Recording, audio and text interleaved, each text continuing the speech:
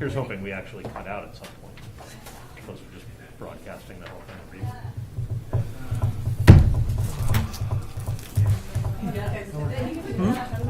Oh, that's right. Let's go I think back. you have to announce that a vote was taken. But no, But it's not. but it is just what was taken. See, we didn't have to worry about the crowd. All taken care of, everybody's fine? Everything's good.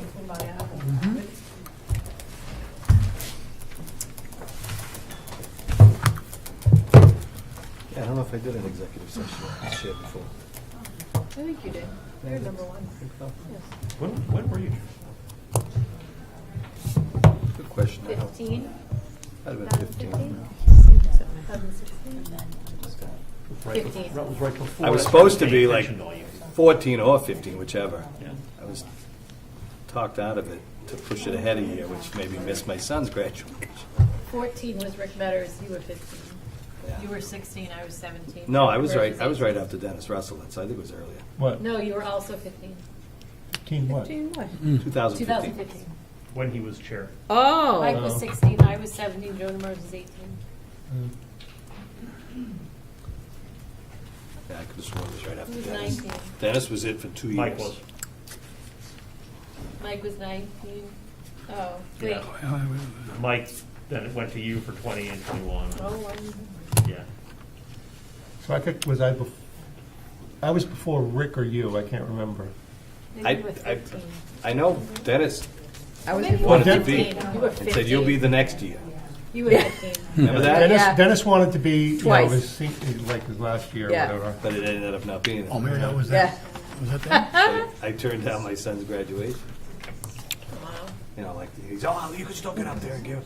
I said, nah, I'm supposed to have some speech. Well, Well, you're chair now, Chris. You're doing a great Do job. I know anyone graduating? Let's see. You ready to rock and roll? There you go. Yeah, I think we are. At least something. You know everybody. They're all my kids. Okay.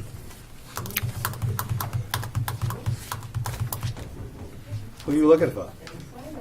Mary Deluna, she's the one She popped her head in. I think she popped popped her head in. Oh, that was her? Elsewhere. Oh, I didn't know that. She'll do that again, right? Yeah. She saw the doors were closed. She'll probably just come around Yeah. again. Oh, shoot, I didn't. She'll know. She's not on right away, is she? Yep. No, first she's one. up quickly. All right. Well, we still have a couple of We have the them. student rep. No student rep? Do we have a student rep? I haven't seen one yet. No. Wow. Done by like 8:30. I mean, 7:45. Oh, here we go. Here they are. All right. Barbara, did you get your phone? Okay, good.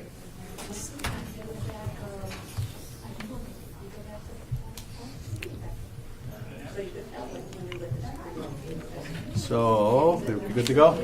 Sure.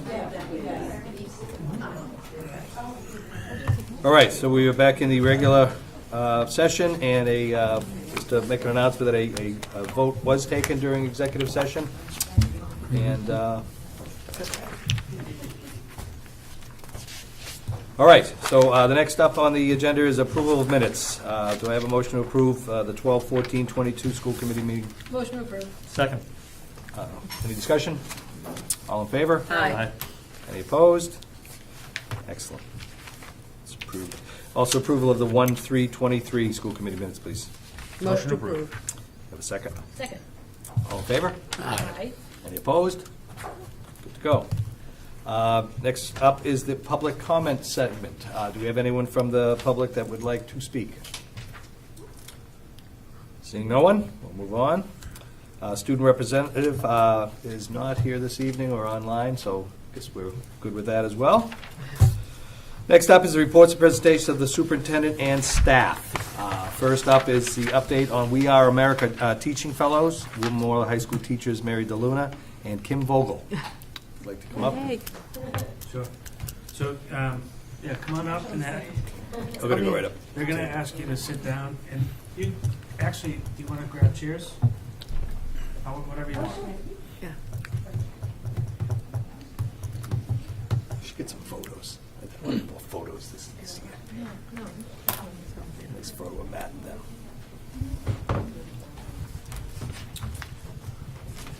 before they break. Do a quick photo. Yeah.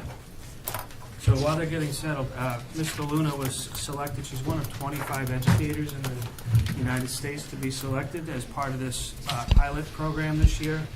It's an American Studies Fellowship, right? We Are America, and it's in partnership with Ms. Vogel at Woburn Memorial High School, and we have students obviously with us as well, so thank you for being here tonight. And so we've tried to have you come, and it finally worked out. So without further ado, we'll turn it over to you, and I'll be your clicker, so Okay. I'll try to anticipate. Perfect. But if I'm not doing it fast enough, let me know. All right.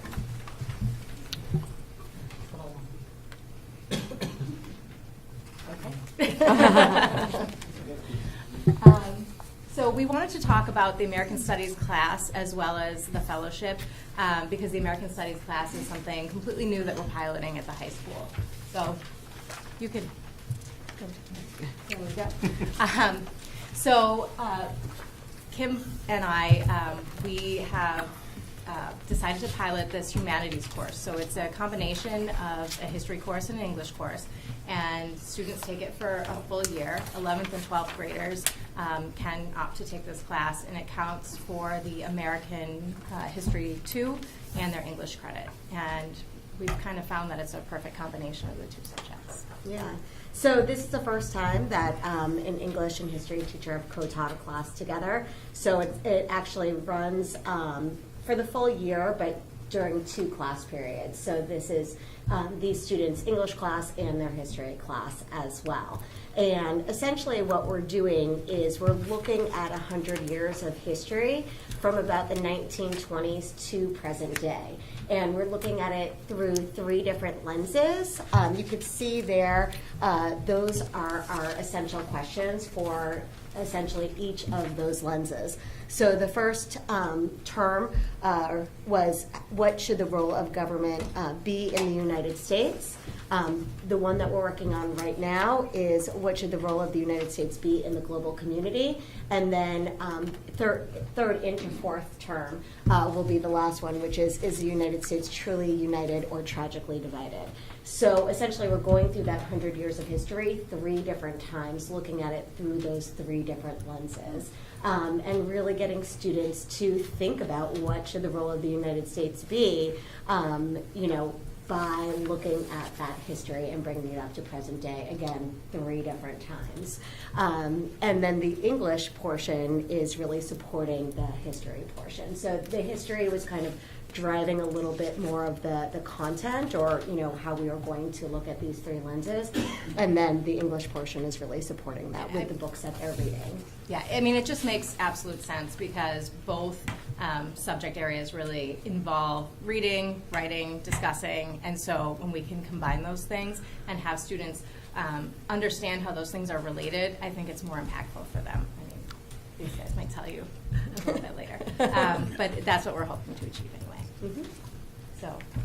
So the We Are America Fellowship kind of came along secondarily. So we had established that we were going to run this course, and then this summer I saw the opportunity for this fellowship and applied for it. So thankfully I was accepted, and so the fellowship ultimately, we're in the 4th cohort. It was started by Jessica Lander in Lowell in 2018 because she's a social studies teacher, and she recognized that children telling their own stories and seeing how their own families and their own personal lives connect to the history really made them understand the subject so much better.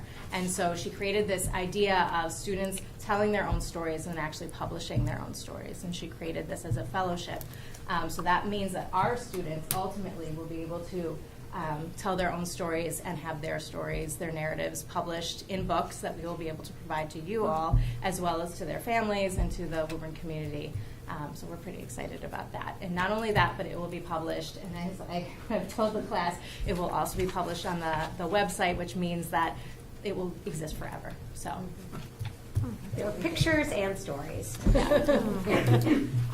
So then I think it's kind of obvious how they fit together, but the idea here is that we look at the history. We are constantly discussing what their points of view are on things that have happened, what choices should have been made differently, and then also kind of figuring out how their own family stories and their own personal stories really fit into the stories of America that we're talking about. So that has sort of been progressing through the terms, and not only are they sharing their opinions, but they're also sharing their stories with one another, which we think is also important for social emotional learning. They're learning empathy for one another and really opening their eyes to what other people are experiencing. And again, how they're all relevant members of the community and the country. So one thing to also know about the fellowship, which I think is really neat, is that there are national partners to the fellowship. So Facing History and ourselves is a sponsor for the program, as well as Reimagining Migration and New York's Tenement Museum. So these partners not only have provided some funding, but part of being part of the fellowship is they provide lessons for us to include into our class, which kind of work perfectly embedded into what we're doing in the class. And so we're able to use those resources as well. So if you have questions for us, we can answer them, and then if you'd like these ladies to speak to. Andrew does that. Andrew? I may or may not have Mr. 500 History. questions. I'll try to hold it to 50 or something. And I'm fidgeting in my chair because I want to jump up and teach this is what I want to do. And so I'm a veteran of co-taught history English classes as well. I've done that for most of my teaching career. And it's such an incredibly valuable model, and I'm so happy to see it here. How have you found the planning process for this in terms of being able to balance history and English? Have you found it that you have the time to be able to really sort of dedicate to that planning and think about how these two curriculums can merge in this way? Just sort of talk me through the process a little bit in terms of the first year. Well, as we started thinking about this about a year ago, and we had the opportunity to go to North Andover High School and Hamilton Wenham High School and talk to other educators that are doing things like this, and we got an opportunity to watch them in action, which was great, and it gave us a lot of really great ideas. I think that's been the hardest part, is that we have so much that we want to teach. Is really trying to figure out how we're going to pare that down into what is actually doable. But I've never taught this way before. This is the first time I've really co-taught in this kind of really meaningful way. And it's been hard. I'm not going to lie. It's definitely been a challenge to really figure out how these things are all going to work together. I think coming up with those questions was the first part, really thinking about backwards design and what we want the students to get out of it, and then kind of filling in. History is so content driven, and I've taught US 2 for so long that I had lists of things that I wanted to teach, and I was like, but we got to teach the Battle of the Bulge, and we have to teach this, and it doesn't all fit. And so for me, I think the hardest part has been saying, okay, letting that go, letting that kind of content go, and really sticking with the things that are really impactful and important for the students. I think that finding the time to plan together really is, I think, the difficult thing. We're constantly in contact with one another, bothering each other on the weekends and at night because, when else are you going to do it? 700 text messages a day. Yeah. But I think it's such a natural pairing that really I can make the ELA standards and content that I need to cover work with, whatever Kim decides as the history expert, really should be covered in the class. And so it's worked out beautifully. That mirrors my own experience with this, so that's great to hear. And this is a question that I would love to hear from the students on as well. But how have you found student understanding of the material now that you're able to use both curricula to sort of enhance this? I mean, do you feel in class that students are making connections that you might not have seen them make otherwise? Is it easier to teach certain literature knowing that you have the history backing? Are you finding that on the history side as well? All the questions. Here you go. I think that as a veteran English teacher, a lot of times when I'm working on a novel with the students, I want them to understand the historical context, like look at it through a historical lens as well as the other, literary criticism lenses. But there's not enough time. And with this, they get that background and they get that deeper understanding of what they're reading and why it's written the way it is and what's happening in the text. So it's really been exciting for me because we can do all the things. Okay, that's great, thank you. Yeah, And, yeah. I hope we have Yeah. your students as well on this, but yeah, I'll cap my questions at that and let other people get at it. Andrew's good. Dr. Wells? Thank you. How many students are in the class? 25. And And then- what's I'm just going to interrupt and say it's a completely heterogeneous grouping of 11th and 12th graders. They're coming from all sorts of academic backgrounds and needs, and it's really an awesome That kind of group. follows up. What are the prerequisites for this class? So it's an 11th or 12th grade class, so they would have had to take English Okay. 9, English 10, and then for history they would have had to take American History 1. One thing that struck me, and I think I might understand, but I'm going to ask the question. Why the time frame, 1920 to, like I would, Sure. Well, because it's it does count as their US2 Okay. class, so That's- US2 is 1920 to 1920, present okay, day. that's what I thought, yeah. So yeah, so Yeah. that's why we're taking that particular time frame. Now the seniors in the class likely have a better understanding because they've already taken US2, so they've already had that course and that particular history. The juniors in the course, this is counting as their US2 class. So it is definitely looking at it from a different lens Yeah. or a different perspective than if you were to take, your kind of standard US2 class, but they're still getting that kind of same content material. and then the fellowship. So I was trying to understand the role of the fellowship with the course. Sure. Yeah, so maybe, what did the fellowship prepare you to do? Did they discuss this type of course or just general things or? Yeah, so that we had already kind of planned out, like this was going to be our course and these were going to be the lenses, and we knew that we wanted to be, Yeah. really a discussion project-based course, and then this opportunity for the fellowship came along. So the fellowship really is something separate and it's for this year, but we saw how with the fellowship, they're just having students connect with history and see how their own stories fit in with the larger American narrative. So once a month, I'm meeting with teachers from all over the country virtually. We are working on some of the same lessons that are really about the sort of narrative and also the bigger picture of things like immigration and things like oppression. And so then we're having students do talking and writing about those same topics in our classroom. And so how are the teachers in other parts of the country, are they doing sort of a similar time frame as you, or are they all over the place? And doing different- It's kind of all over the place. So we have the opportunity to kind of spread it out through the course of the year. And so we're kind of doing little bits throughout where it makes the most sense with what we already had planned for the course. Thank you. Ms. Crowley? I'm just really impressed. I want to thank you because, we're in like a education crisis all around the country with COVID, and you go out and get a fellowship to even add more enrichment to the high school, so I'm very grateful for that. I just think it's amazing. I just think this is exactly what we need right now in this place in history, where students are talking about their own experiences in the classroom, and I'm picturing sort of the discussions happening with you two facilitating, and I just think it's amazing, and I'm really just grateful.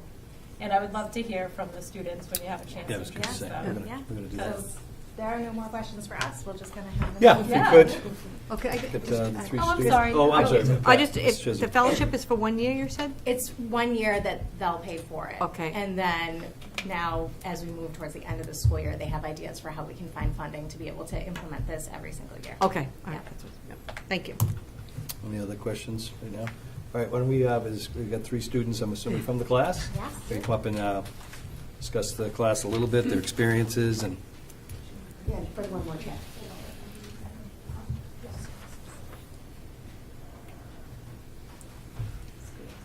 And we didn't have to pay them or offer extra credit. Oh, sure. welcome. If you want to maybe talk a little about the class and the program and so on. Yeah, my name is Courtney Curran. I'm a junior in the class, and I just want to say, The mic. oh, sorry. This has probably been one of my favorite classes I've ever taken. I especially love how collaborative it is, especially after COVID, when everyone's been apart from each other. I find it so great that we all just get to come back together, share our stories with everyone in the class, and everyone's great and wonderful in that class. And I also love the amount of creativity that we're able to do.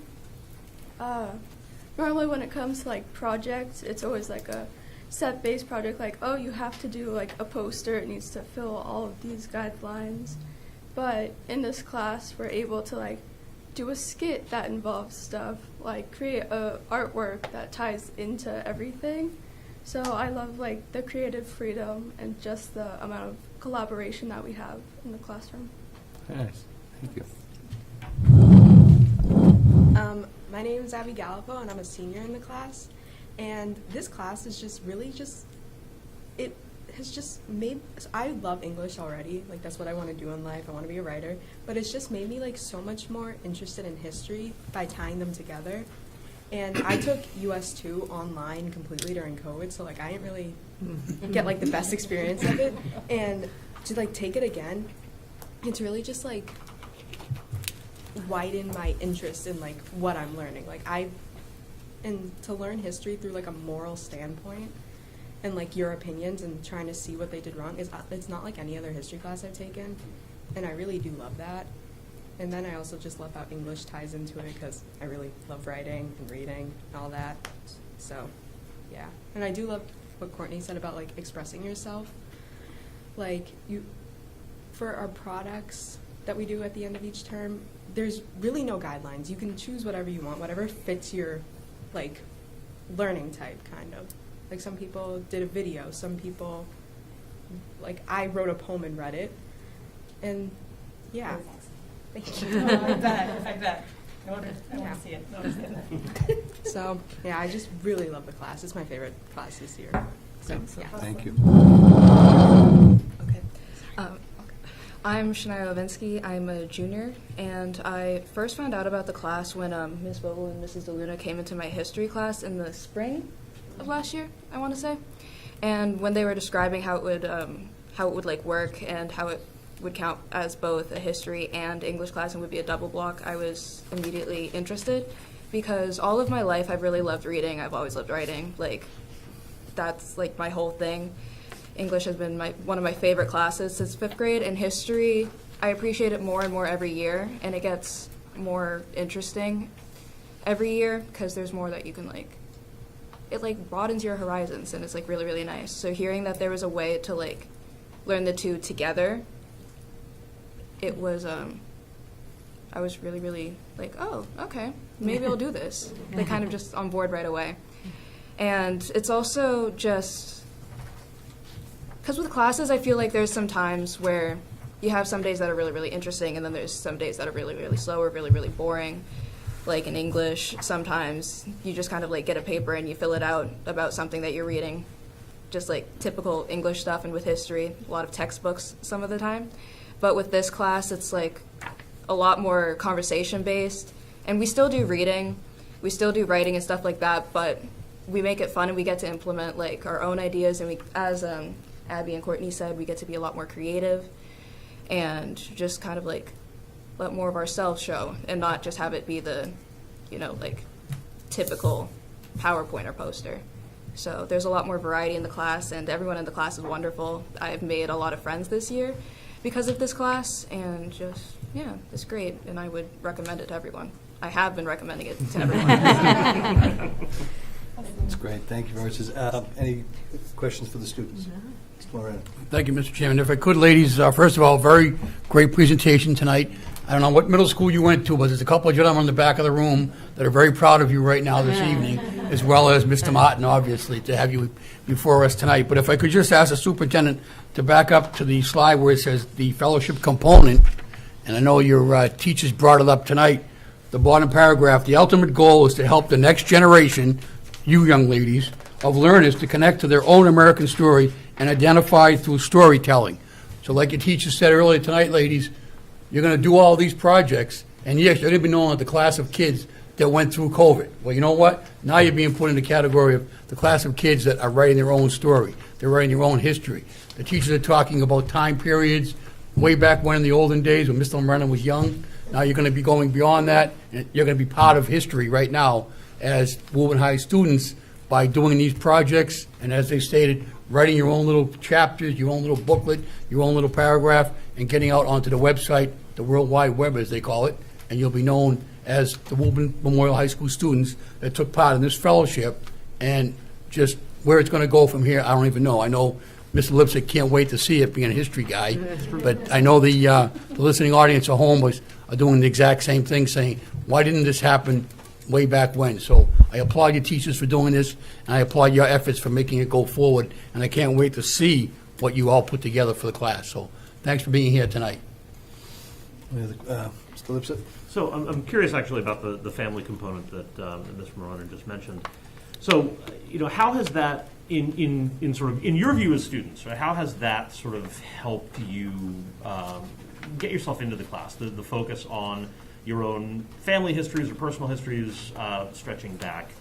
Have you been able to have conversations with family members about some of the events or some of the ideas that you've talked about in class?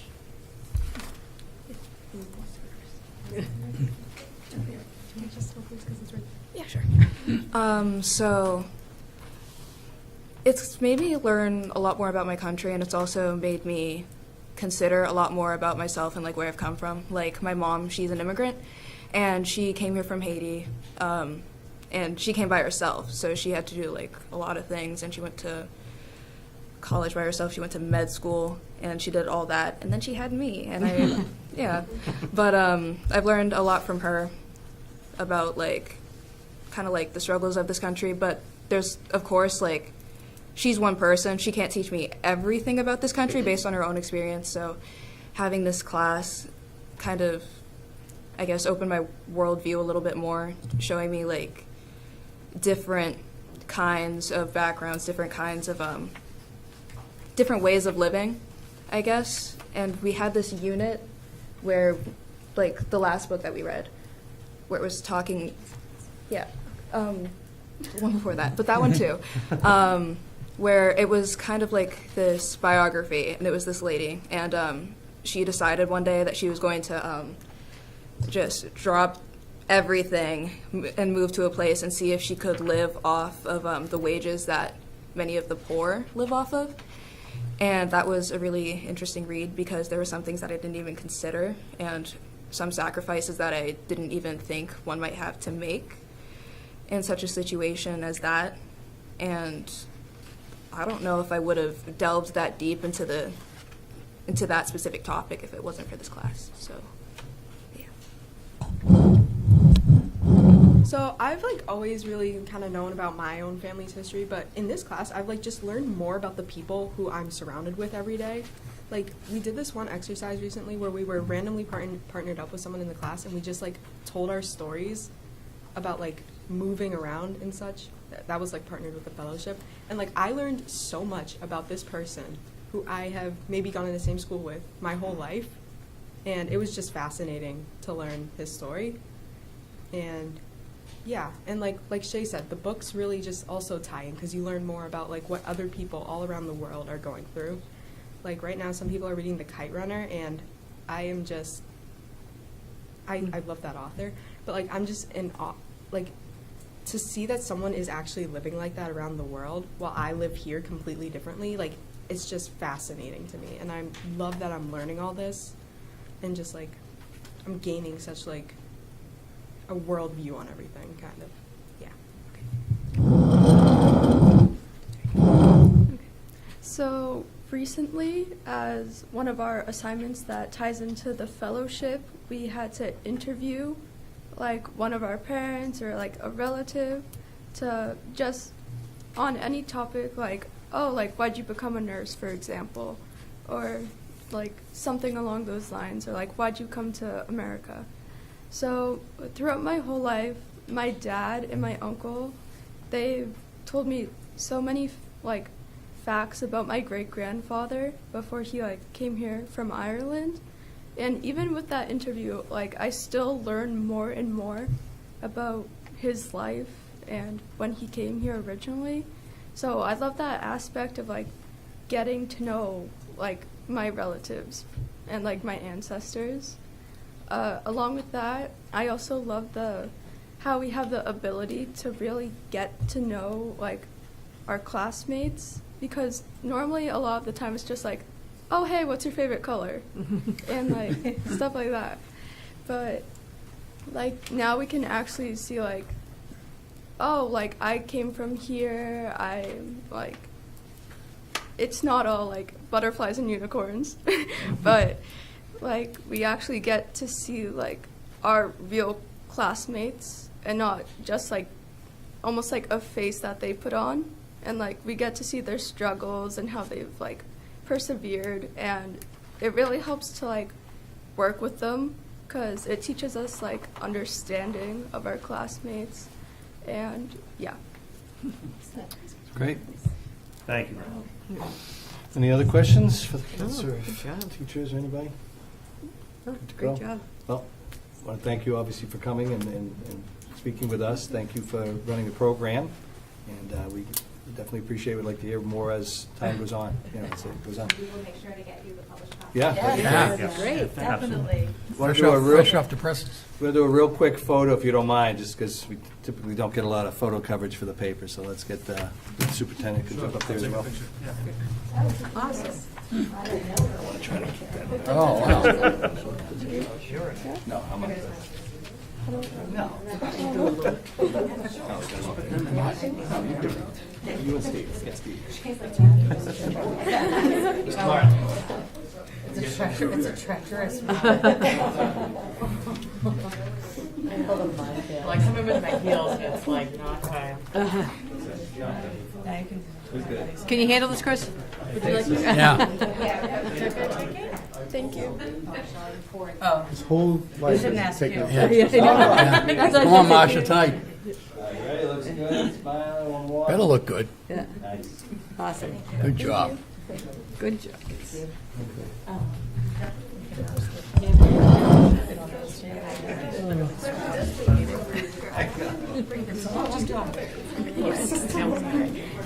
Get used to that, guys. A little more. Yeah, really? Yeah. All right. A year of Chris as chairman and pictures. Love a slideshow. I'll be bet that Matt, he can do what he wants and throw it.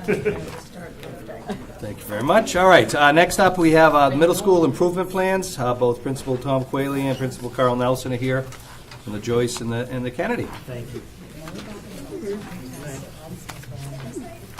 Thank you very much, guys, for coming. Thanks for having us. Do you want to shut that? Should we do the picture before or after? Yeah. Exactly. It's a tough act to follow. All right, who's first? Who's going to go first? We'll let Colin go. That's fine, I'll go. All right. Some of ours actually overlap, because we have some of the Yeah. symbol goals Yeah. kind of chime in together.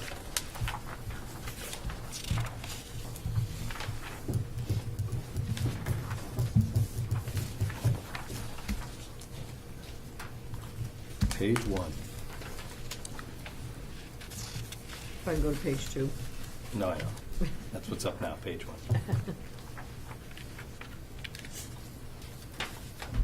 This is what I have. Is this? Yep, keep going. Yeah, Yep. this is it. Keep going.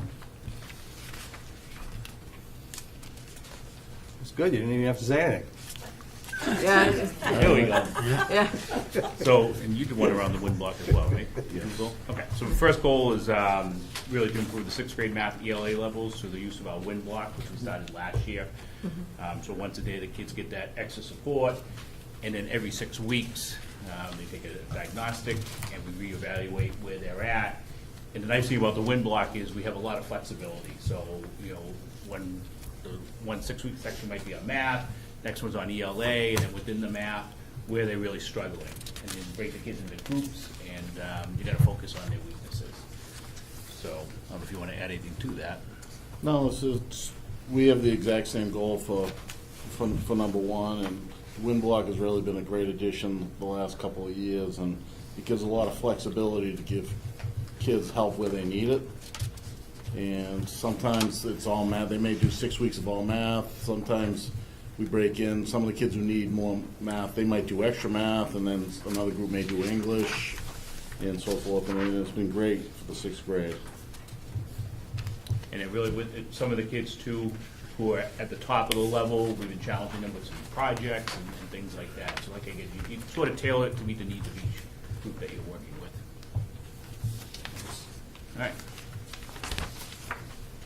Goal 2, explore the possibility of incorporating more after-school activities. We actually just finished the first round of that, so what we did is we had a student survey that we sent out just to see what they would be interested in if we had after-school activities. And then once we got a list of what they might be interested in, we reached out to teachers to see who would be interested in running those activities. And then we ran it, and it just finished right before the Christmas break. So the first round, we had a cooking class, we had weightlifting, we had photography, we had soccer, we had robotics. So it was just quite a variety that we offered. And so now we are getting ready for the next round. Once again, sending something out to the students, seeing what they'd be interested in, and the staff that we could have jumping on board with it. So really a huge success. It was fantastic. It really was. Number 3, and you and I think of the same on this one, Tom, too. This is around the STEM curriculum to improve the science and technology MCAS scores, and just using the Project Lead the Way grant for our engineering technology curriculum. I invite any of you to come down and check out our engineering and technology class. It's amazing. I went in there the other day. I got drones flying around the classroom. We got the robotics going on. We got the 3D printers happening. It's just really impressive to see. And then actually in using the STEM scopes that the teachers use on a regular basis in their daily classrooms, our science scores were through the roof last year for the Kennedy. And I don't want to speak for you, Tom, but just from where they had been in the past to last year, we had 64% of our students meeting or exceeding expectations. And our goal is to build upon that, and my goal is to have it up to 73% of the students at the end of 8th grade. So and I think that's a combination. And anytime you take on a new curriculum, you know it's going to take time, and the STEM scopes has been around for a little bit now, and it's starting to make its way through, and we're seeing the results from it. Anything you want to add to that one? No. Well, when I buzz through mine, I'll just touch on that a little. And then my last goal was just really exploring more ways of having the ML students involved within the school community. So we've already done some things this year. We started an ML buddy system / mentoring program where we hook students up with students that speak the same language, and they help each other with their work. New students coming in will immediately have a buddy that we join them up with. We had the multicultural fair last year that we're going to build upon this year, and it actually started out as just an ML project last year, and then other teachers jumped on board with it, and it was huge last year. It was phenomenal, where we just had the whole school involved. The other thing we have that we started this year is a Latin American organization. About 25 students involved with that, and they get together, and it's a majority Spanish-speaking students, and they get to speak their language, but then each week focuses on something from a different country, whether it's a food, they just finished holiday decorations, they made piñatas, things like that. So that is something new this year that Ms. Marino's been running for us. So those are my goals there. Do we have any specific questions for the Kennedy, or do we want to wait till the end and ask both, if you remember them? Anything specific? Wait till the end. Yeah, all right. Yeah. Sounds good. Mr. Quayle. All right, so mine will go with the data. I'll throw John, Dr. Wells a bone. So on the front, I started off trying to present some data with. And what I ended up choosing to do, I used the baseline data of 2019 pre-pandemic and then 2022 post-pandemic. And we have I listed all the MCAS subjects here. And if you look in the first column on the left, meeting or exceeding expectation percentages, you'll see that we went down from 2019 to 2022 in most subjects. We went up in a few. But that also mirrored what the state did. The next column, the average scale scores, we went down a little bit in most. And the same, that mirrored the state. And the ones that I look at more important are the growth percentile. It shows how much the kids have grown. So from 2019 to 2022, we went up in our growth percentile in almost every subject. The only one that went down was the sixth grade math, went down 0.9%, but that's a 50, which is in the moderate zone. And then the final thing, which really shows a lot, is the achievement percentile, where they compare each grade against the rest of the grades in the state. Like all the sixth grade English scores against all the sixth grade English scores in every middle school in the state. And it shows that our percent change, we went up in every single subject. And like seventh grade English, we passed 19% of the middle schools over the past 3 years. And we passed 13% of the eighth graders in science and technology. So it should, if you look at the numbers, they don't look like they've gone up, but relative to the state, we've done very well, and we've passed by a lot of the other middle schools that were slightly just ahead of us. So with that, with the school council, we did the goals. The first one, Mr. Nelson already talked about it, using the IXL in the win block and trying to get our students to jump up by 110 points, knowing that 100 is normal expected growth. So what we do is we do the IXL diagnostic at the beginning of the year and we measure it at the end. And the same thing, we go 6-week cycles and we mix the kids up and we rotate through and give the kids what they need. A second goal was through the use of, we take our reading skills teachers and they teach a couple extra classes that were able to happen through consolidation of a couple other classes. So we have 20 targeted students in both the 7th and another 20 in the 8th grade. Some of them, half of them get 1 day a week extra, the other half get 2 days a week extra. And so our goal is to get their growth percentile to be 55 or better. And so the same thing, they analyze the MCAS scores, we try to identify who's going into those classes. Then the English teachers, they do a lot of reading and trying to get the kids to get better at it, and they do a lot of comprehension stuff. And then the second half, when we get close to the MCAS, they start introducing MCAS writing and so forth to try and improve that. So that's the second goal. The third goal was the same as Kyle mentioned, improving the STEM curriculum. Same thing, using Project Lead the Way grants. Wood shop they still do some wood shop, but now they're doing the same thing, robotics, 3D printing and so forth. And one of the groups they're doing, they create and design a project and then they do a commercial on it. So like I've been getting a lot of commercials on, they were building foot orthotics. And so they would build it, test it out, see what has to be improved, then they have to go back and fix it. And also the same thing, using some of the STEM scopes, making sure the teachers are following up and using that a lot. So that was the third. And the fourth goal was to seek out and assist students having social emotional issues and try and help them, assist them before they get to the point where they need hospitalization. So our guidance counselors, they meet with the teachers regularly, at least a minimum once a week, and the adjustment counselor, and they talk to the teachers looking for people who may need counseling. If they identify someone, they will meet with the kids individually, talk to them a little bit, and then if they need additional help, they may go to our adjustment counselor, who will then provide them additional help as well. And then the guidance counselors and adjustment counselors also get involved with the parents as well and help get on-site counsels that might help the kids. So the goal is to, we want a fewer than 4 hospitalizations this year. Obviously, we want none, but we want to decrease what we had last year. And those are the 4 main goals that we developed. Okay, do you have any questions for Dr. Wells? Thank you for the added data.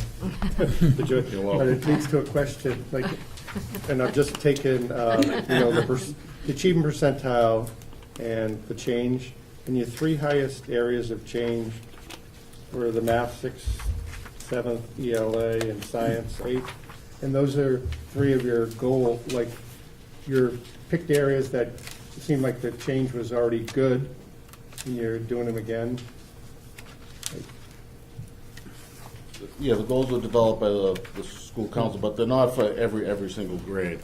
Right, no, but it seemed like you picked the strength areas to build up, at least from the data, quick data I looked at. Well, even though we passed other middle schools, Yeah. there's still a lot of room for Okay. improvement. All right. And then, so I assume the number of hospitalizations was 4 last year, is that, you want to get it below Yes. 4? Yes. Okay. Was that about the same at the Kennedy? I'd say we were higher. Yeah. Okay. Now, that's probably the most important goal you have, and hopefully that works out, and appreciate that. Thank you. Okay. Any other questions? Ms. Crowley? These look like very solid school improvement plans, targeting math, math achievement, ELA, important science. I like the different approaches to social emotional learning.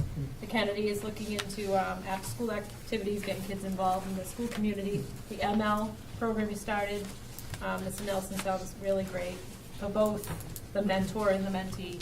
And obviously, targeting the hospitalizations is something we don't really like to talk about, but I really appreciate Ms. Quayle looking at that, because it's just a fact that we're living with in a post-COVID world. So thank you both.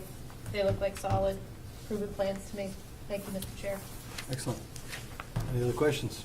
I just wanted to follow up. Sure, Dr. Wells. I was wondering how your Portuguese was going. I remember that was a goal. Terrible. A number of years ago, you were. I still try. Still try. Well, that's not something On you a can do. regular basis. But Mine too, so. Yeah, okay. Good, thank you. Thank you, gentlemen. I have actually one question, probably, I think, Carl, you mentioned it. The survey you send out to the kids, is that, what's the percentage that you end up getting back? I mean, the kids participate a lot with that? Yeah, I don't know what the percentage would be, Chris. You're probably getting a lot of 50% of Okay. kids responding. Is it like whether an say email they're thing, not, or? not interested? Yeah. What day of the week they want to do it? It had a variety of things Yeah, yeah. along with what they wanted to do. That's good. All right, well, thank you very Awesome, much. thank you. Anything, Thank you. Dr. Crowley? Oh, Yep. Oh, yeah, I'm sorry, we have to vote as together or individually?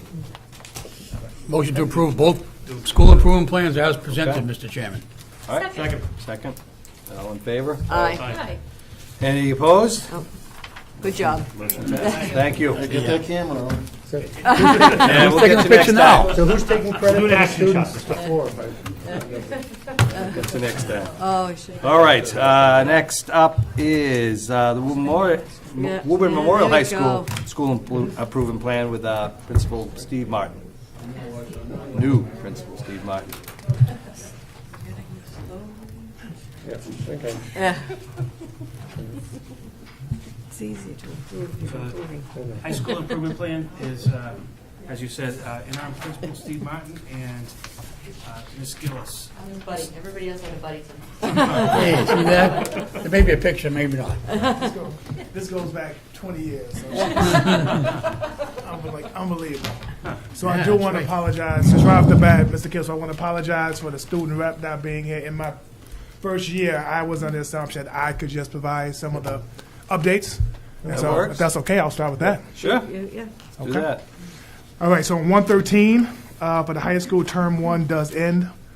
On the same day, 113, there's a blood drive in the wrestling room from 8 to 1. Mr. Gibbs does a great job every year facilitating that blood drive. So that's on 113. Obviously, no school on the 16th for MLK. On the 16th, that's Sunday, at 3 o'clock, the Embrace Club is participating in MLK program at St. John's the Baptist Church. It is in person. Over the last couple of years, it's been virtual, so it is in person.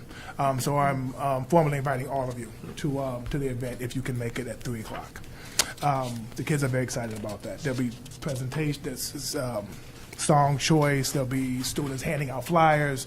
So they're pretty much involved in every aspect of the program. Yeah, so I'm extremely proud of those guys. From 117 to 120, we have midi exams and access testing. That schedule has been sent out. The bus schedule as long as the exam schedule. So that's on 117 to 120. And then currently right now, Woburn for Dollars to Scholars, that is Ms. Patrici has done a great job of facilitating that. There's a mail-a-thon on the 1st as well as on the 15th.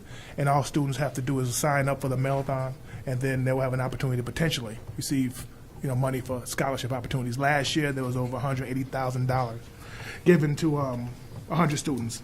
And from what she told me today, that number is already, she's anticipating a higher number of students apply this year. So that's on the 1st and the 15th, 2 opportunities. And those are my updates for right now. Those are my current updates. Takes us through the first week of February. So, yeah, I gave Brandon and Sophia the night off. I figured I could handle that. So with that being said, okay. So right off the bat, I have my school council members. I am very fortunate to work with a very, in my opinion, diverse group of people. Obviously, the 3 administrators, Ms. Curran, who's the peak director. I actually have 2 teachers this year, Mr. Ox as well as Ms. Miller, both from the history and the science department. And students and parents are Mrs. Gibbons, her daughter is a senior, Elizabeth and Jeff Denone. They have a sophomore at the high school, Julie Silver. She's just a returning member. She's been great. Anne-Marie Concannon, I was able to kind of lure her in this year. Her daughter is a senior, actually going to BC, so shout out to Eagles. And Katie, exactly. James Austin, his son is a sophomore. John Dillon joined the group this year. His son is a senior. And then Erica is our student representative. So a very wide range of personalities and wide range of experiences. Different levels throughout the high school. So again, very fortunate to work with these people. They're great people to collaborate with and to brainstorm with. So they've been great. So that is my school. Those are my members. And we can get right into the goals. You guys ready? Okay. All right. So the first goal we have is a student learning goal. So for this goal, I have, administrators, while conducting classroom observations and post-observation meetings with classroom teachers, will incorporate direct action steps and feedback around daily use of the written curriculum to promote deeper learning and instructional practices. In addition, support curriculum coordinators in providing feedback that is consistent with the administrative team as it relates to the Rubicon Atlas use and deeper learning, which ties directly into Initiative 1 in the strategic plan. How we are going to accomplish that, action steps. Conduct pre-observations meeting as needed for non-PTS staff, to target feedback toward goals and deeper learning. Provide specific and actionable feedback to staff based on observations. Action steps will connect to both the written curriculum and deeper learning and effective instructional practices from the Deeper Learning Guidebook. Provide actionable feedback on formative assessments to non-PTS staff for inclusion into their practice. Provide actionable feedback on formative and or summative assessments for PTS staff for inclusion into their practice. And survey staff about evaluation process, feedback provided, and action steps relative to their staff goals. Additionally, every half day this year, I have allocated to curriculum and instruction. So every day this year, the coordinators and department heads have their half days because right now, unfortunately, built into our schedule, at least this current schedule, there's not a lot of time. So I've given them every half day to work on curriculum and instruction to, again, facilitate the teachers' needs going forward. So that's kind of where we stand right now with the first learning goal, student learning goal, unless there were any questions on student learning goal number 1. Quick Yes, question. sure. How many NPTS staff do you have? How many non-PTS staff do we currently have? Yeah. Non-PTS? Yeah, because it's the people in the first It's 3 people in years. the first 3 years. So Right. right now we are probably 25 to maybe 30, and the majority of them are years 2 and 3. We only have a handful of year 1s, the majority of them are 2 and 3. Yep.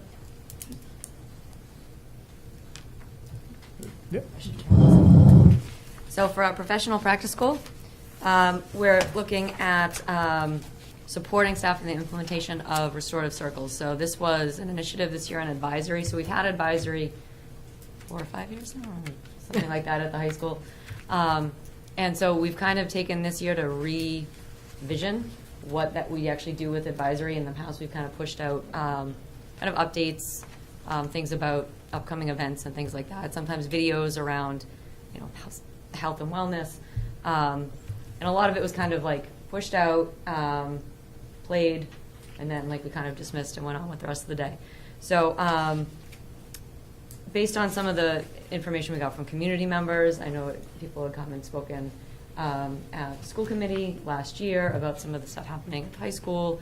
Mr. Martin had talked about it, Dr. Crowley had talked about it, and so we just felt like this was a great time to really do something with advisory that addresses some of the issues that were starting to come up. And so the restorative circles is where we landed. So Mr. Martin, Ms. Patrici, and I all did some training over the summer on, it was restorative justice that we did it, but the circles is the tier 1 part that we're focusing on. And so our goal is to kind of support staff throughout the year in implementing this. So what we did, and this connects to the tiered support aspect of the strategic plan. So the action steps to start off the year for our very first staff meeting, we actually had coordinators and admin lead circles of staff. So we had about 12, I believe, circles that we had created of staff members. And so we all kind of broke off into different parts of the building, and a coordinator or an admin led a circle, just so that staff could experience it as the students will when we're in advisory.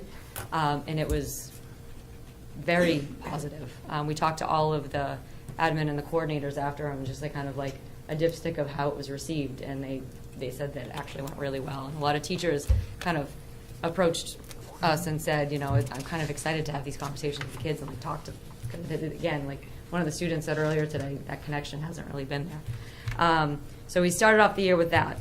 And we've been kind of pushing out curriculum topics. So the staff aren't creating what's happening in advisory. We're creating it and pushing it out. And there's like thematic focuses each month.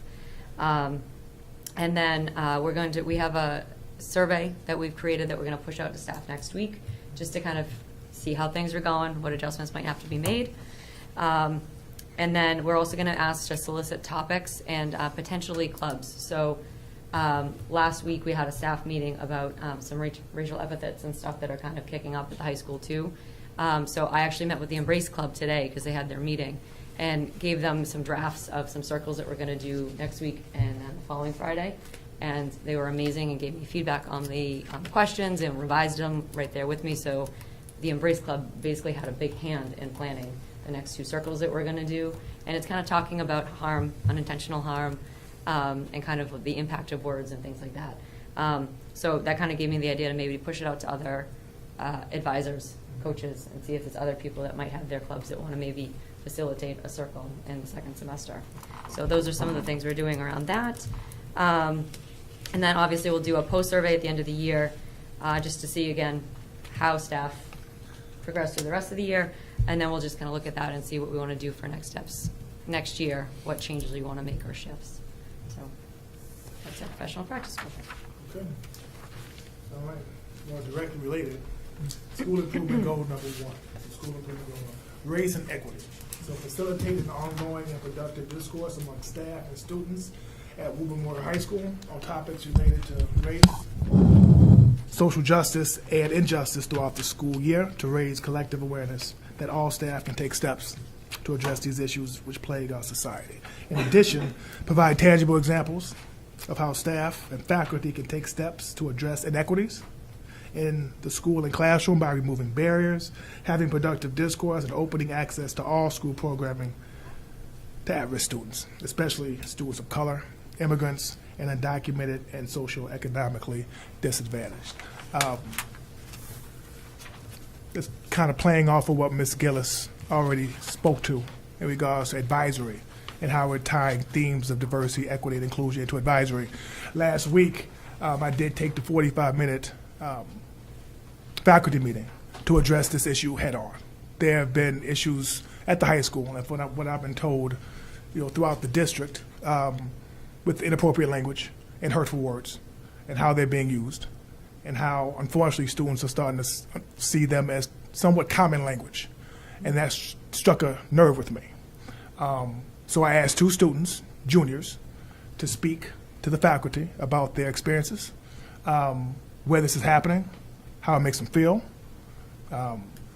and how staff could potentially address it if they feel comfortable, in a way in which they do not feel that they are, targeting anybody. And overall, the feedback I got is that faculty meeting went extremely well. I always feel as though staff like to hear student voice. I feel students are stakeholders. I feel like they need to tell their stories. And it's happening in their building. So staff need to be aware.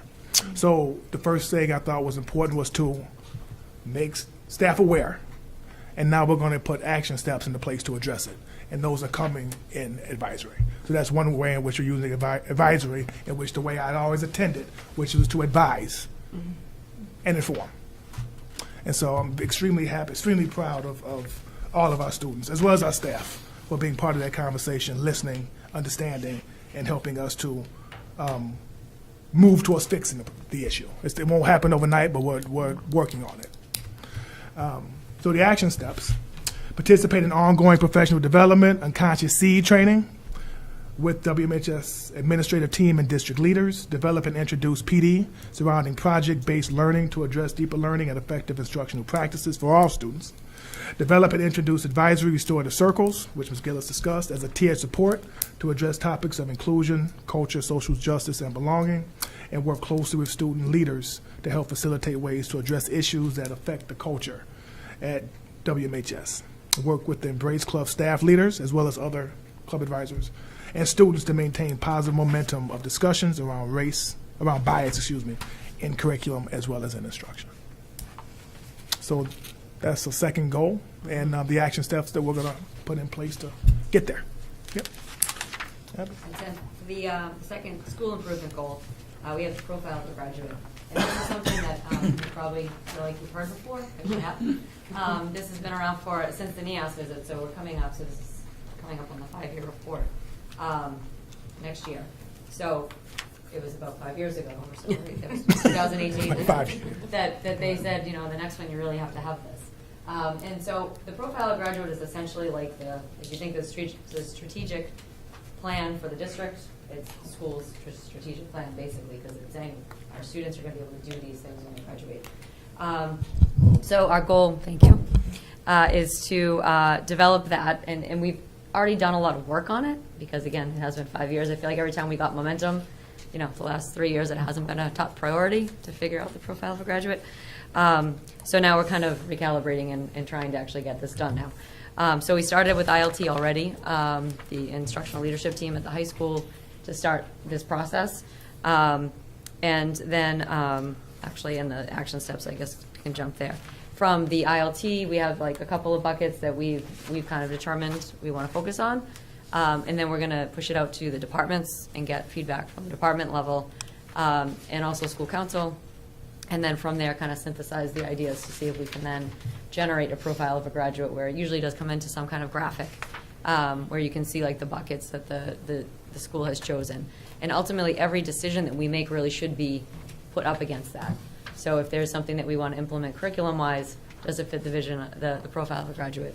If there's like a new course proposal, does it fit in with the profile of a graduate? So it really should be kind of like the guiding light of the decisions that we make at the high school. Develop the profile of a graduate and define a pathway to measure it. The measurement is a big part with NEASC as well. What data do we have to say the kids are actually doing that? If we have this vision, how do we know students are actually meeting the buckets that we've created in this profile of a graduate? One of the other things, too, is to look at our AP demographics and look at, are we really providing the opportunities for all students, or is it kind of the same students that end up in these classes? Because if we're saying that all of our graduates are these buckets, then we need to make sure that we're putting those opportunities forth for all students. And with that too, that recruiting for greater diversity in the AP levels as well. And maybe taking a look at how we promote the classes and how we try to encourage students to sign up for them. Another thing that we're looking into is kind of a platform that can help us track this. And it actually ties in with PBL, this defined learning platform. They have resources for project-based learning that teachers can use, but also within that, they have a way to track. So if they've completed a project on the site, it then kind of like automatically populates if it checks off certain boxes in your vision of the profile of a graduate. So if collaboration is something that you determine that, you know, all of our graduates are going to know how to collaborate, there's like a checkbox. And so you can track it when they've completed certain projects, that they've also kind of hit that piece of the vision, the profile of a graduate. So we'll have that data that we can actually look at too and see, and it will track them. So if they do something in 9th grade, it carries over to 10th, 11th, and 12th, and you can see how many opportunities they've had to use that critical thinking or whatever it is that we decide are the buckets. So that also is continuing to train PBL, and the reason PBL is in there is because we're thinking about the things that we want them to do to be college and career ready. That's tied into the PBL, basically framework. And then the last thing is to review our schedule, which we've already started as well, to ensure that we can maximize time on learning, but also include an intervention block. The middle school principals spoke about the WIN block, and that's something that we don't have at the high school. So we're looking to see if we can implement a schedule that allows that time for intervention for our students who need it, and enrichment for students that also need it. Excellent. So, do you have any questions, Dr. Wells? Okay. Dr. Wells. No, thank you. Thanks for the presentation. I want to commend the administration and working on the atmosphere and environment of the school. I think in all the years, I'm not sure anybody has ever talked about that before from the administration at the high school, and I think, you know, you hit on the key point. If our atmosphere and our environment is not conducive for students to feel successful, they're not going to be successful. So I think working on that is really important. So I appreciate that. So keep up the good work on that. And then I just wanted to talk a little bit, you know, looking at, you know, pulling the data about the AP classes and trying to, it's almost, you know, whether they get to the AP or not has already been determined, you know, after your freshman year. And so really trying to, you know, focus on, you know, students when they come in, do we anticipate that they're going to get to the AP? Because most of the AP students, you kind of funneled that way from the freshman year. You know, there's a few students that come in because they grow academically, but most of them, but trying to make sure that the students that come in at the freshman that look like they're AP bound or honors bound continue that course and try to identify, you know, if they, well, it looks like now they're not on that course. Why is that? And stuff like that. And I think, you know, because I think, and then also, you know, people that come in and not expecting to do honor work, but if you know they can, pushing them to. So I think that'll be good, getting all that information and using that to design. So thank you. Excellent. Mr. Lupset. I also want to commend you. I think it's a really worthy set of goals. I really appreciate, you know, you mentioned using student voice in a couple of those. You know, having the Embrace Club work on some of the language around the circles in advisory, bringing students up to talk about what their experiences are in faculty meetings. I think, you know, you hit it on the head. Faculty likes it when we're able to really hear, when they're able to really hear directly from students about what's going on in their building. And so I think, you know, the ability that you've already shown to sort of prioritize that, I think is great. When you talk about advisory and sort of the restorative justice circles, you mentioned a survey to staff. Are you surveying students on their experiences with advisory as well? So the the teachers are individually, because a lot of the teachers actually chose this as their professional practice goal as well.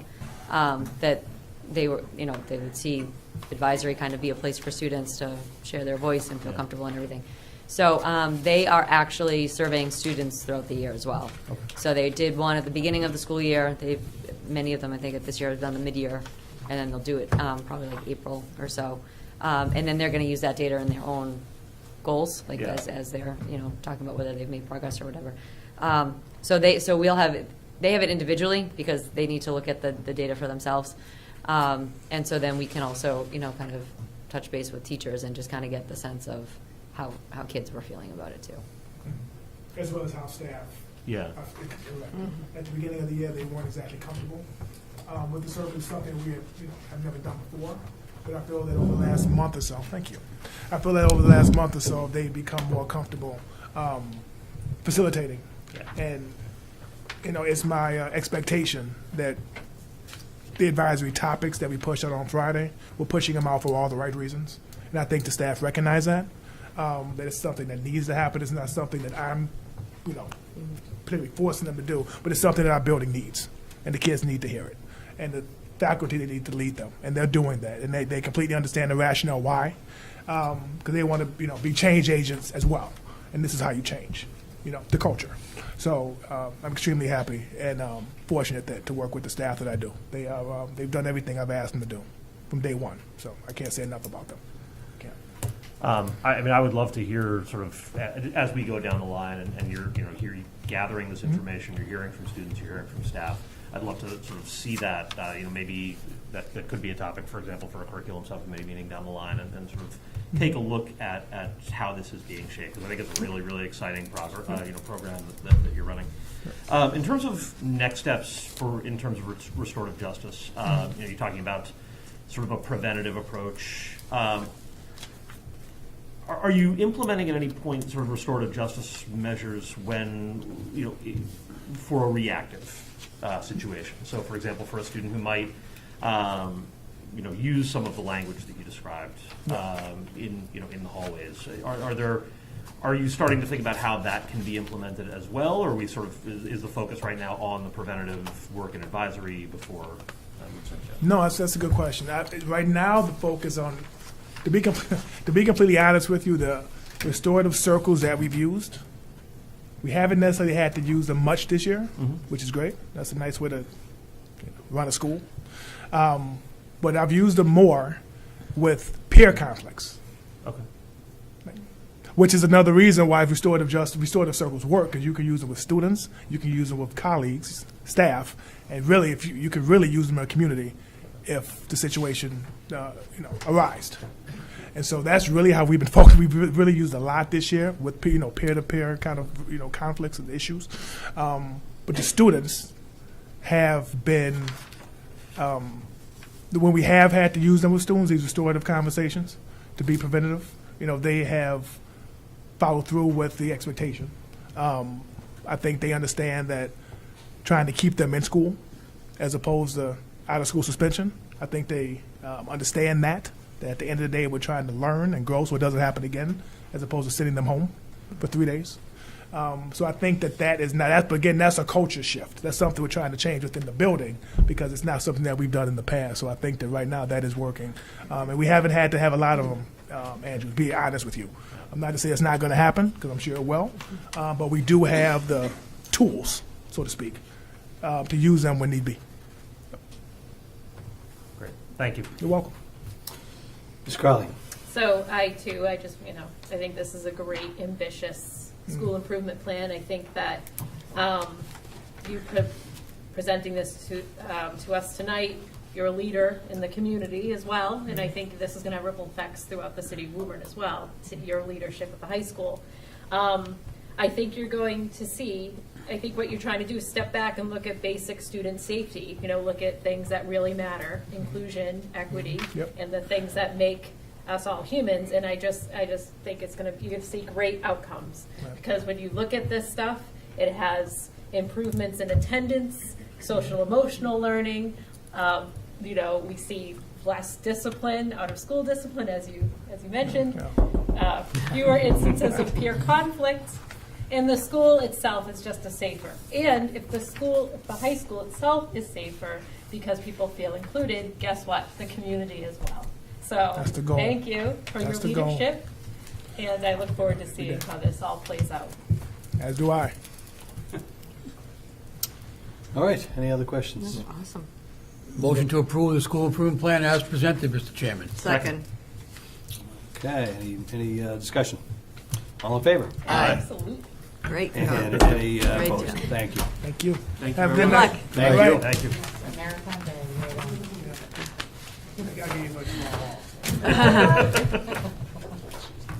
All right. So moving on, we have the facility and rental update. Assistant Superintendent Bob Alcanada. I want to also recognize and thank Patty McKinnon, who worked on this quite a bit as well over, I don't know, a long time. So, talk about that as well. Okay, well, thank you, Mr. Chair, and I also want to recognize Patty McKinnon, the Assistant Business Manager, for all of her hard work in streamlining and making this policy hopefully more efficient and adapting to the needs of the community. Additionally, Mr. Jim Duran, the Athletic Director, and Ms. Meg Safi, the rental coordinator, also worked with Patty, so the three of them made a great team. You have had the draft policy in front of you, and I also jotted some notes and passed them out in your folder for some major changes. I think that one of the changes is going from 4 categories to 3. We're keeping the category of obviously Woburn Public Schools and City of Woburn as category A, recognized Woburn youth groups as category B, and then all other organizations as category C. We used to split them to profit and nonprofit, but we've just bumped them into category C. The category A, City of Woburn, ourselves, and will not be assessed a rental fee. And the major change here will be that category B, the recognized Woburn youth groups, will also not be assessed a fee. Currently, in the current policy, they are. The category C, all other groups, will be charged a rental fee ranging from $75 to $175 an hour based on the facility or the area that they're going to be renting. For example, a classroom might be $75, but the gymnasium here at the Joyce Middle School would be $125 an hour.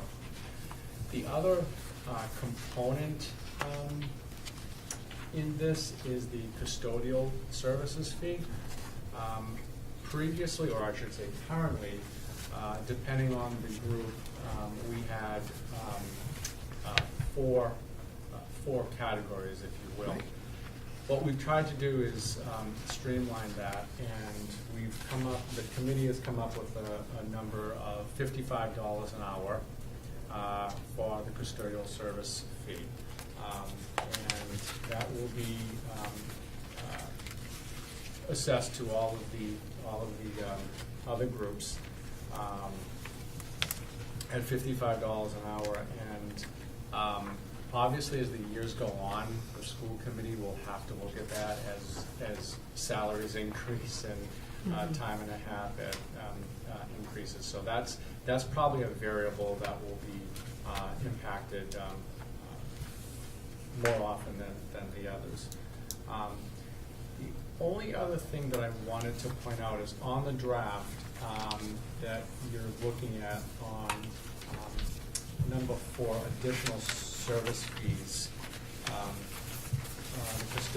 Under custodial service, this draft that you have has been changed slightly, so if the committee would consider striking after the colon from the word all through the word above and the comma, and then replacing that with category B and C. Okay. So that it would now read category B and C will be required to reimburse the Woburn Public Schools for custodial services at the rate of $55 an hour. So that's kind of a nutshell of the rental policy, and we're happy to answer any questions that you may have. And of course, if you would consider that amending the draft policy as such, we would be grateful. Dr. Wells. Yeah. No, thanks for that clarification, because I couldn't figure out any difference between A and B besides that, but that makes sense. Okay. I was going to suggest you go down to 2 groups if that was the case. But no, I understand why you have that got past us, Dr. Wells, sorry. Yeah, no problem. Ms. Crowley. Yeah, I just wanted to put on the record that Mrs. Chisholm took this issue up at Finance and did a great job, and really pushed this through, so I want to thank her, because what happens is if the expense passes down to families, right? So I think the administration really took a proactive step to making sure that families are not going to be paying a lot more money to do activities when they're just, they're doing town activities, which benefit us all. So thank you. And thank you, Ms. Chisholm, for taking leadership on it. Thank you. Excellent. Mr. Lipset. So just out of curiosity, so it's talked about recognized Woburn youth groups. Is there a centralized list that's being kept? How, what does the term recognized mean in this context? Sure. Recognized has always kind of been the word that we've used, and the reason for that, so recognized Woburn youth, typical Woburn youth soccer, Woburn youth basketball, Woburn youth baseball, which is actually Little League as we know it, Woburn youth football would be Pop Warner, things like that, recognized groups. And the reason we say that is we want to make sure that we're working with an established group that has a principal person that we're working with, or persons designated by that group themselves, so that we don't have the confusion of people coming in and saying, well, I'm a part of Woburn Youth Soccer, when I talk to the director of Woburn Youth Soccer, and they're like, no, we're not responsible for that general program. Yeah, that was sort of the basis So of my that's question, basically what it is. Bob brought up a great point. If somebody wants to start a new one, as we all know, he used pickleball, which I think is great because that's becoming very popular. Somebody came to us and said, I'm going to be, Woburn Youth Pickleball. Obviously, we're not going to deny that. We'll check residency, make sure they're Woburn, and then we'll just say to them, who are we, the Woburn Public Schools, going to work with as your designated? Just so that we make sure that we're not getting people from all over the place saying that they want these type of rates. Exactly my question, so thank you. I have actually two questions myself. One on what you're talking about there, to Mr. Lipset's point. Recognized groups, so it's not all stadiums and practice fields. We've got auditoriums in there and cafeterias and so on. So if a group comes in, it's all Woburn people, and somebody's making some money on that group, I mean, literally, it's for a profit. It's a recognized Woburn group, because to Mr. Lipset's point, there's not like a list. There's just that it's always been Little League. It's always been Pop Warner. So how would we separate that if someone came in? So, I mean, it's all Woburn. You can't say it's Wilmington and Woburn. And the person's making money on it, and they want the cafeteria for, I don't know, some program. So the intent of this is for Woburn youth groups would be a Woburn youth group, whether it be sport or cultural youth group or what have you. Yep. What you said, Mr. Chair, is if someone is coming in and they're for-profit, they're making money, then they're going to be slotted into Category C. Okay. And the superintendent has the right to make any under the policy, the decision of placing someone in a Category A, B, C, depending upon their intent or their stated goals. But all the groups that we recognize are typically 501c3 or not for profits? Or not? The groups that B, Category B. Category B, they may, that's up to them. They may not be a 501c3 under the IRS. I don't know what their category would be. However, if they are certainly a Woburn youth group, Woburn sport group, they would qualify for Category B. And then the last one is on the custodial. It's at a rate of $55 an hour. Is there a minimum? That would be the fee for that everybody would charge. Would be assessed $55 an hour. No, okay. Minimum hours for that. 2 hours. That's Oh, I'm sorry. That is stated? I didn't Yeah. see it, but, okay. Yeah. Just want to make sure that Page this. 1, around the bottom, Okay. All right. front page. Those are my two things. All right, so with the striking, do we want? Motion to sorry, approve? Mr. Moran. Thank you, Mr. Chairman. I guess to Bob or Patty, I just looking on here, obviously, we can all tell how busy our schools are, for rentals, especially like the fact that you're, prioritizing the Woburn groups. But just curious if the opportunity for your research showed comparable towns around us. If I wanted to go, I can't afford Burlington, I can't afford Woburn, I'm going to shoot over to Burlington and try to get their field or their gym. How would you, if you even know the answer to this question, how would you feel Woburn sits comparatively to other communities? We've reached out in the past in order to build this, and we had when we initially built it. Unfortunately, like anything else, when you compare, and I think I've heard Dr. Wells say this many times, just because Burlington and Winchester are surrounding us, doesn't necessarily mean we all have the same structure. Okay. So it's kind of all over the place, so we really look at it through the eyes of Woburn, and the Right. Woburn, you know, that's how we established it anyway, because, you know, if you're asking 5 surrounding towns what their auditoriums are, they won't, I'm telling you, I'm they're sure. all over the place. I mean, nothing like that's going to sway people for not coming to Woburn. You guys, and I know Meg, you know, is going to be busy enough with Correct. the opportunity. Yeah, we get a lot of phone Yeah. calls from out, you know, out of Okay. town people. Great, thank you, I appreciate that clarity. Thank you. Good on questions? So with that striking, which we're looking to approve this evening, so are we with the amendment? Yep, motion to approve as amended. As amended, okay. On the motion, I just want to thank Patty and Bob for working on this. You know, this shouldn't be their full-time job. So I think by streamlining it, you know, frankly, you know, what happened, you know, they'll fix the kinks that people have mentioned, and we do have that all-encompassing superintendent who has nothing else to do but determine what groups are which. But I think this is the right way. This is the right way to do it. You know, make it simple so you don't have to do a lot of complicated thinking about it, and then we'll just see how it goes. And it's not, you know, ingrained in stone. If we need to update it, we'll update it. And so perfect. All right, so do we have a motion to approve this? Second? All in favor? Aye. All opposed?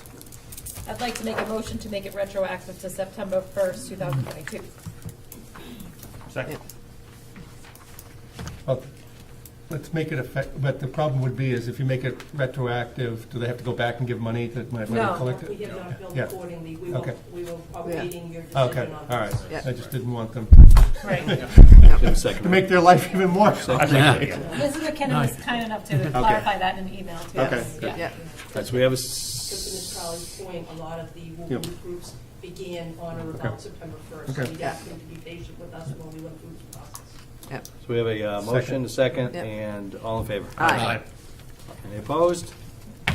All set. Thank you. Thank you. Good night, All Patty. right. Next up is the subcommittee reports. We have Finance Subcommittee. Yes, Finance Subcommittee met this evening. Myself, Mr. Lipset, and Ms. Chisholm met. We reviewed the list of bills. I make a motion to approve the list of bills. Second. Okay, all in favor? Aye. Opposed? And I'll make the same motion on the balance of accounts. Second. Oh, we got a second, sorry. I was waiting for a second. Second. All in favor? Aye. Okay. Any We opposed? also had a discussion about the early childhood program. We highly recommend that to parents who are looking to have their children at a young age exposed to the Woburn school system. My family was part of that many years ago, and my children really appreciated that opportunity. But what they were talking about is currently, this is a mandated program as part of the special ed, and they need to have a balance of students who are typically developing, I think that's the term used. And so they have a lot of slots that are unfilled right now, and since it's really important that we try to fill the slots, what they're recommending is, one, that the tuition will stay the same, so there's no vote required on that. And then just logistically how they're going to do it, they're going to open it up for students that may be at risk. They're not currently needing the services, but they have aspects that may indicate that they may need services down the road. And in order to help fill the slots and also to help the student's family, they're proposing that those students would be allowed into the program at no cost. And they're suggesting, I think, 15 at this time to have slots for those students. And then also, what they're proposing is that the Woburn Public Schools staff be allowed to bring their students, their children into this program if it's available, if no Woburn students are filling it. And again, I want to reemphasize that this is a program we're required to have, and it's best met if we're filling all our slots. And so these are actions that they're going to take to fill those slots. I don't think there's any vote needed because we're not changing the tuition, and it's really, just trying to make the program work, so. Except that we did amend it to include Woburn staff. Yeah. The Paying paying peers. peers, yes, I did, sorry, I forgot to mention that, thank you. I guess then we can vote on it, if there's no objection from the chair. Yeah. Ms. Crowley? I just have a question, are the peers, the teacher, kids, offspring, sorry, Woburn Public Schools, staff, offspring, are they from Woburn? Or do No, we need to check no, that they policy? don't. If they were. That's the vote we Yeah, have to make. if they were from Woburn, they would They'd be- fit in the regular category. Okay. If Right. they're not, if the teacher's not from Woburn, and they have a child that they would be interested in having them, then they could get a paid slot. But they would be responsible for getting the child there and getting them home like any other parent would. And they would also, be noted that they're not guaranteed, or there's no guarantee or anything that they're going to get into the first grade. So Yeah. this isn't like a side door into the Woburn Public School system. This is just for the, excuse me, this program only. And we don't have residency requirements for that? So just to clarify, Yep. Yeah. Ms. Ryan? Yes, so the proposal is that if there are unopened, or fill the slots, peer basically. spots, Yep. that staff could apply for the spots if they are not Woburn residents as paying peers. I see, okay, that's the difference. Um, All right. And it would only be if there were unfilled peer spots. These would be paid spots that we would then allow staff members to apply for their children to be paid peers in the program. Thank you. So is this something that throughout the year, people can get into this program? So the peer spots have not been filled for the past several years. Okay. And so we continue to accept peers until the classrooms are full. And it continues to be rolling because there have been empty spots and there have been for some time. Okay. When there is more people that would like to join the program than there are spots, then it goes to the lottery system. And the priority is given to Woburn residents. The addition to the staff component is for unfilled spots that would not otherwise be filled. All right. The at-risk group that would not be paying, I should emphasize too, they would have to meet the free and reduced lunch qualifications. Okay. Yep. Otherwise, they would still be considered, they would pay the tuition. Okay. So there is, okay. Yeah. You all set? And all of this was worked out with Bob and Patty, just so the committee knows that they're on board with how to figure out who pays and who doesn't and so forth. And we're going to have paperwork that'll disseminate from early childhood program to the business office so they'd know who to charge tuition to and who not to. So this just came about tonight? Yep. And you want to vote on it tonight? Well, that amendment piece? Or an amendment? Yeah, I don't think that's going to make, I think it would help us, if anything else. Yeah. No. Yeah.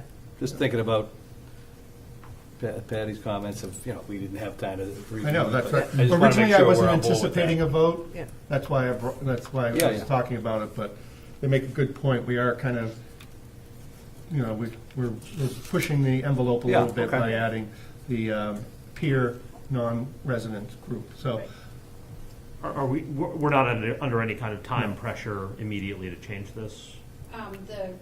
The time pressure is that programs are enrolling now for Okay. next year, so we are more likely to fill our peer spots if we begin advertising and enrolling students, and people do need to know what the parameters are. Okay. So that would be the time pressure. This is the time to sign your child up for preschool for the fall. So I'd leave it up to the chair to decide whether they want to take you want to delay it, or if you're comfortable with the motion tonight. Again, back to administration, if you feel it should be, we're fine if everyone's on board. If anyone else, I'll open it up to anybody if you want to wait at least another meeting or whatever we would. Is what we wait for. Yeah. It seems like a very administrative decision. Yes. We're Yeah. sort of That's just how- listening to and endorsing. Right, Mhm. yeah, that's kind of, Yeah. thank you. Yeah. That's sort of how I looked upon it. We wouldn't get into the nitty-gritty because Yeah. this is a program we're required to have, Right. and we're just trying to make the program work. And the alternative to the addition is simply that there are empty spots, and that Right. doesn't do anyone Right. any good, Yeah. so. Okay. So why don't we? Yeah. Okay, Yeah. so you're Make a, comfortable with the motion? Yep. So I'll make a motion that we approve allowing non-residential teachers who have students that are interested in the program to be, I would say staff. staff, yeah. so Yeah. it's staff, sorry. That- Yes, you yes, can I use the word understand. offspring if you Yeah. want. No, I got the children. I like that one. I got the, I just, yeah, they actually have staff here with my, Yeah. yeah. All right, so, let me rephrase. The motion would be to allow Woburn Public School staff to enroll their children as paying peers in the early childhood program. All right. Second. This motion, second, we get second. All in favor? Aye. Any opposed? Okay, ayes have it. Thank you. That was a quick turnaround. Okay, and I think that was primarily it for discussions tonight in finance, so. And we look forward to being the hardest working committee. Go for it. And I did not bring my list, unfortunately, so communications is Colleen, who's Right. not here. And she- Andrew? I could just say, call it, because she sent out a thing that Michael and I are I'm gonna on try that to get some. subcommittee. Okay. And she's anticipating a meeting on February 1st. First, yeah. In the morning, yep. All right. Having said that, Mr. Lipset was the chair up to January 3rd or whatever, and had talked about the protocols, which I Yeah. think in the draft, I think Oh, yeah. everyone has that. School committee protocols draft, and I think we're going to take action on that. And- Well, so we took action on that at the end of already last year, Yeah. and the action that we took was to adopt them with the understanding, as written, that at the start of each new year at the organizational Sign meeting, it. we would sign it. Given that this year's organizational meeting wasn't broadcast, I feel like that's sort of an important piece of it. So with the committee's approval, I feel like Do you want tonight to wait would till be a good- Colleen comes back? I mean, I You can guess that's sign sort it of- down and then give it to her. Okay. Yeah, that's the. She can't violate it if she's All not right, here. so, is Oh, everyone, you we're know. just going to take this and send it around. Yeah, we can. Okay. We can make a big thing. We can take a photo. Yeah. It's like, it's Yeah, the well, Mayflower, Colleen. it'll be the Mayflower Compact. And I think, in next year's organizational meeting, that as we've been sworn in, that's a somewhat more, a larger event. But I think it's important. Well, it's going around, and briefly, just maybe summarize what it is, because the public is Sure. hearing Yeah. what we're signing and doesn't know anything about it. This came out of the MASC training that the committee did in the fall of last year. And in that discussion, we were talking a lot about the specific roles of the superintendent, the school committee, how the committee relates with each other, with staff, with the community. And part of that is that a number of committees around the state have adopted protocols that spell out those arrangements more specifically, and that they adopt it, and that in some cases do as we're doing and sign those protocols to sort of acknowledge to the public that we are setting these in stone. And I think we all sort of agreed that was an important thing to potentially do for ourselves. And so over the course of a couple of months, the communications subcommittee hammered these out using a lot of examples from around the state, MASC language, and sort of made it our own. And that's sort of what we are signing tonight. So I'm happy to fix my signature. And I appreciate the efforts in getting that together, and finally get a signature. We'll have Colleen do it when she gets back, sign her as well, so appreciate that. Anything else from communication policy, or just wait for that meeting on February 1st? Okay. Curriculum and Data Trends Subcommittee. Yes, we met earlier this evening at 5:30 in the conference room. In attendance were, myself, Dr. Wells, Mr. Morenin, as well as Ms. Young. We were joined as well by two of our curriculum coordinators, Kathy, help me with the last name. Bosch, okay. And Natasha Bach, as well as WMHS Principal Steve Martin. This meeting just happened earlier this evening, so I don't have formal minutes, but we were introduced to two new curriculum coordinators. Kathy Boge is our humanities coordinator. She gave us a little bit of a rundown in terms of what she's been working on, her background, some really exciting stuff. As well as Natasha Bach, who is a former innovation coach in the Woburn Public Schools and has moved into the position of elementary curriculum coordinator. She talked a little bit about some of the work that she's been doing around especially literacy and Fonda Spinell and some of the programs that we're putting in there. And then we heard from Mr. Martin about some proposed new courses for the program of studies at the high school. The committee did recommend the changes to the full committee. I can't imagine we can take any action on that tonight as the committee hasn't seen those changes or the full program of studies, but they were approved and sent along. And that was it. We adjourned at 6 o'clock. Excellent. Any questions from anybody? All right, the Personnel Subcommittee. We have not met. Okay. Resource and Capital Planning Subcommittee. We have not met. Not met. Student Services and Achievement Subcommittee. We have not met, and the membership is myself, Colleen Cormier, and Ms. Crowley, so either we'll wait for Ms. Cormier's return, or perhaps if Ms. Ryan needs an urgent meeting, we'll set it up through Ms. Ryan's office. Excellent. All right, correspondence section. Anyone? I have a couple of things that I'll be reading, and Dr. Wells. I guess it could be the future. You can do your correspondence. I'll do mine. Okay. Mine's more correspondence, future agenda item. One of the items we got, I don't know if it came out to everyone, from Maura Embla, our Yep. recreation liaison. So she's not, normally we have them come. She did it in an email draft, which is fine, so I'll read it briefly. Dear school committee members, Happy New Year. It's been a while since my last update. Recent highlights for the recreation department include increasing programming for a wide variety of ages now that we have our own property at Spence Farm. There are programs for toddlers to adults being offered as we speak. Hiring a part-time adaptive program coordinator, Mr. Ronan, started in November. He is a special ed teacher in a neighboring town. He's been spending his time initially getting to know the current program and participants as he works to expand programming and meet the needs of more individuals with special needs. Recent programs have varied from social club to open swim and challenger basketball, with the registration number range from 4 to 11 students. Providing input into Woburn's new open space plan, participating in the development of a new inclusive playground at the Ferrulo Field location. Rory Lindstrom, she's put Rory, I just want to say the last name, is currently out on maternity leave, and Brian Nagel is doing a wonderful job holding down the fort. Joe Daly has joined the commission as a city council appointee. I am now the chairperson of the commission.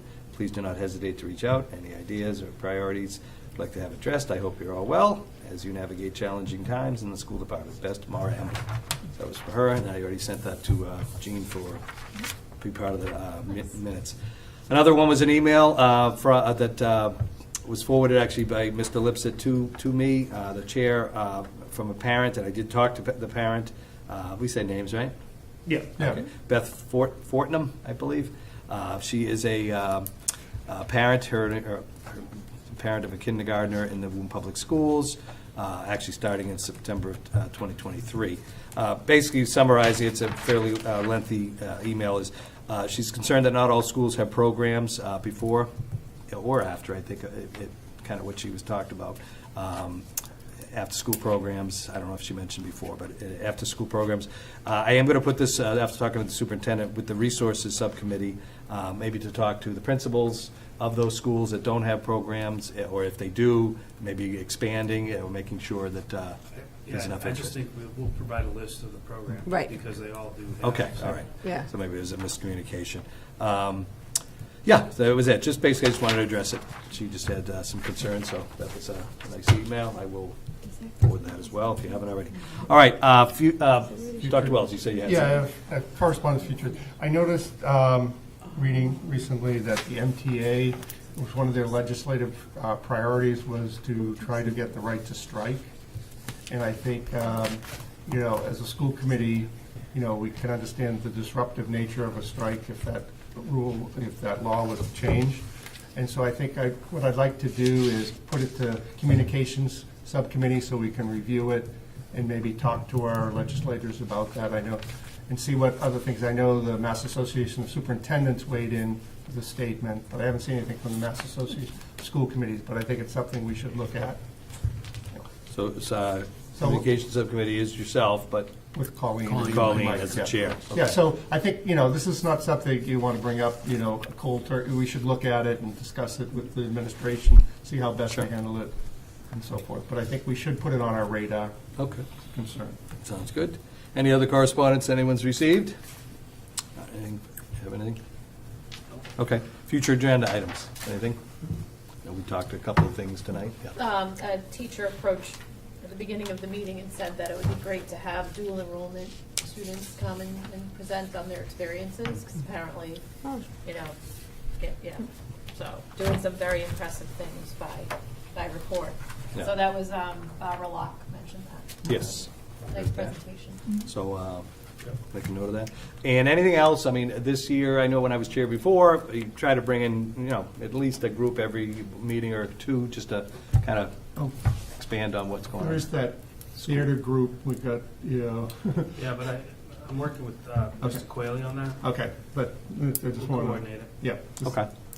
Yeah, and I would say any opportunity that we have to hear from students is time Yeah. well spent. Oh, yeah. That's what I like to see. Well, budget will be coming along. It's all right. It'd be a nice break. It doesn't take too long. It's a good exposure for them and so on, and what's going on around the schools, not just the high school. Anything else, future agenda items? We're good? Yep. So do I have a motion to adjourn? Motion to adjourn. So we got Pat, second? Second. And All in favor? favor? Aye. Aye. Good night. Yes.